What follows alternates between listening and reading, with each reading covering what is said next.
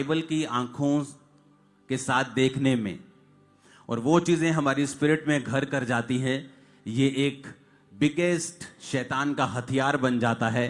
और वो ऐसे चीजें, ऐसे बीज आप में डाल देता है और आपको मालूम भी नहीं होता कि जो आपके अंदर बीज है वो परमेश्वर की ओर से नहीं है। आज से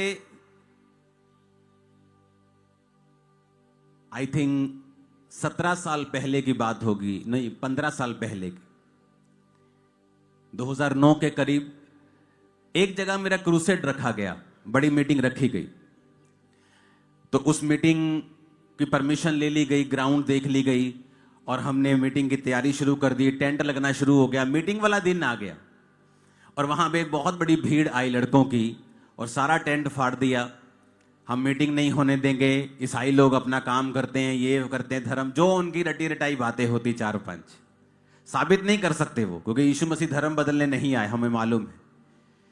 तो जब रटी रटाई बातें की, टेंट तोड़ दिया, पुलिस के पास गए तो पुलिस भी कई बार देखती है कि दंगा ना हो जाए, किसकी पोजीशन किसकी भारी है, तो वो सारा कैलकुलेट करती है। तो उसने हमें मीटिंग करने की परमिशन नहीं दी, मीटिंग कैंसिल होगी। वो ऐसा बोलते हैं हमेशा, मीटिंग पोस्टपोन कर दो जी, पोस्टपोन कर दो। उन्हें मालूम है जब पोस्टपोन हो जाएगी उसे फिर कैंसिल कर देंगे, उसके बाद वो मीटिंग की पावर खत्म हो जाती है। कितने मेरी बात को समझ रहे हैं? तो क्या हुआ, जब मीटिंग कैंसिल हो गई तो लोगों को कुछ नहीं मालूम। जो भेड़ें होती हैं वो मासूम होती हैं, उन्हें नहीं पता, लेकिन जो चरवाहा होता है ये उसकी जिम्मेवारी होती है कि राइट स्पिरिट के साथ वो अपनी भेड़ों को आगे लेके जाए। और जब वहां पे पूरा घमासान मच गया, हाला लाला हो गई, लड़के आ गए डंडे लेके, मार देंगे, ये कर देंगे, वो कर देंगे, जब सारा कुछ हो गया, मैं उसी एरिया में बैठा था, मैं कहीं नहीं गया, साथ में एक घर था, मैं वहां बैठा था। मैंने कहा मुझे भी लेके जाओ, मैं देखना चाहता हूं क्या। कहते नहीं आप बैठे रहो, कोई बात नहीं, सब ठीक हो जाएगा, ये वो विरोध हो गया, खत्म हो गई बात।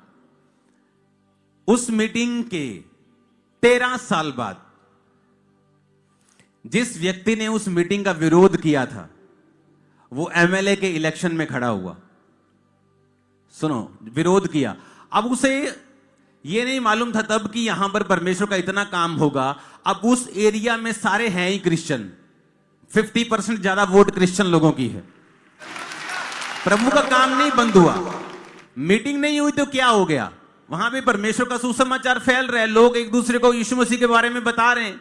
जिस तरह प्रेरितों के काम की कलीसिया थी, कलीसिया में चमत्कार होते थे, उस एरिया के लोग आते थे तो वो एक दूसरे को बताते थे कि देख परमेश्वर ने मेरी लाइफ में क्या किया, देख परमेश्वर ने मेरी जिंदगी में किया। तो सुसमाचार ऐसे ही फैलता है।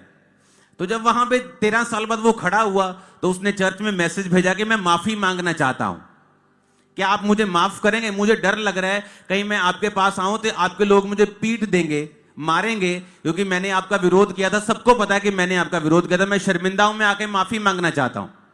मैंने उससे कहा मैं तो आपकी गलती उसी दिन माफ कर चुका था 15 साल पहले, तो आपको आज माफी मांगने की भी जरूरत नहीं, आ जाओ। वो आया, मैंने उसको चाय पिलाई, पकौड़े खिलाए। वो बड़े हैरान हुए कि हम तो इनके विरोधी हैं और ये चाय पिला रहे हैं, पकौड़े खिला रहे हैं, ये बता रहे हैं कि यीशु मसीह धर्म बदलने, जात बदलने नहीं आया।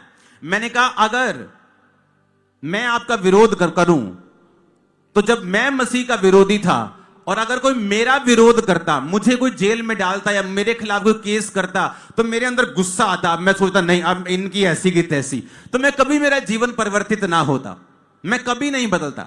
मैंने विरोध किया, उन्होंने कुछ मुझे नहीं कहा, परमेश्वर ने मुझे पकड़ा और उसने मुझे घेरा और अपनी हुजूरी में वो मुझे लेके आया, नाक रगड़वा के। मेरी नाक क्या, मेरा सिर, सब कुछ रगड़ा दिया परमेश्वर ने जब मुझे प्रभु में वो लेके आया। सब डॉक्टर बाबे सब जगहें फेल हो गई थी जब मैं परमेश्वर में आया। तो मैंने कहा ये तो परमेश्वर की मर्जी है। उसने कहा नहीं, उसे लगता कि शायद मैं उसे दिल से सपोर्ट नहीं करता हूं। मैंने कहा डोंट वरी, मैं आपको दिल से सपोर्ट करता हूं, प्यार करता हूं। और वो जीता भी अपने एरिया में, क्योंकि उसके लोगों ने, क्रिश्चियन लोगों ने बताया था कि जब तक आप पापा के साथ फोटो खिंचा के नहीं आओगे ना, हम आपको कुछ नहीं, अंदर भी नहीं आने देंगे। तो वो कहता है स्पेशल में फोटो खिंचाने आया। मैं कहा डोंट वरी, मैं तेरा दुश्मन नहीं हूं। प्रॉब्लम कहां पे है? आज जब हमें परमेश्वर के वचन की नॉलेज नहीं होती और अगर मैं भी उनको धमके देख लेंगे, तेरे को जेल में डाल देंगे, देख लेंगे। बाइबल कहती है हमें स्वर्गदूतों का न्याय करना है। हम अपना न्याय लेने के लिए क्यों इंसानों के पास जाएं, जबकि हमारे पास परमेश्वर है। हम परमेश्वर के सामने दुहाई देंगे।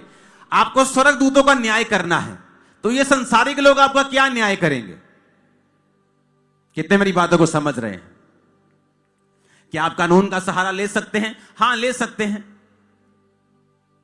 क्योंकि अगर कोई आपको पुश करता है तो फिर आपको जबरदस्ती कोर्ट में जाना पड़ता है। लेकिन आप अटैक नहीं कर सकते क्रिश्चियनिटी में। फर्स्ट, आप धमकी नहीं दे सकते। वचन में लिखा है